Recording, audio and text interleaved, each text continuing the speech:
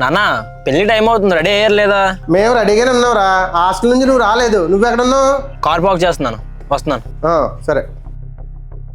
ఏంటండి మన అబ్బాయి ఇంకా రాలేదు? వాడి ఫ్రెండ్ పెళ్ళికి లేట్గా వెళ్తే బాగోదు కదా. వచ్చాడంటే కార్ పార్కింగ్ చేస్తున్నాడట. వచ్చావా? పదరా వెళ్దాం. నాన్న ఈ బట్టలు ఏంటి ఎలా ఉన్నాయి? అరిగిపోయిన చెప్పులేంటి?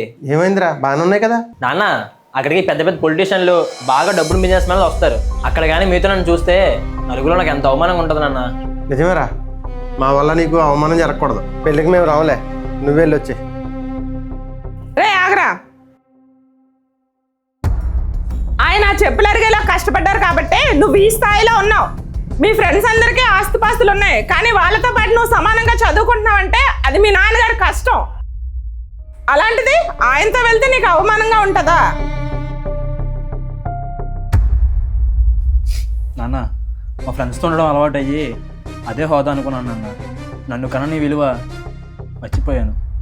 ఈ లోకంలో నీకంటే నాకు ఇంకేది ఎక్కువ కాదు నాన్న. నన్ను క్షమించండి నాన్న. పద నాన్న పెళ్ళికి వెళ్దాం. పర్లేదురా, నీ మనసులో మాట చెప్పు, నాకు అదే చాలు. లేదు నాన్న, మీరు ఈ బట్టలు తోస్తే నా గౌరవం, మీ రూపం కంటే మీ త్యాగమే గొప్పది నాన్న. పద నాన్న పెళ్ళికి వెళ్దాం.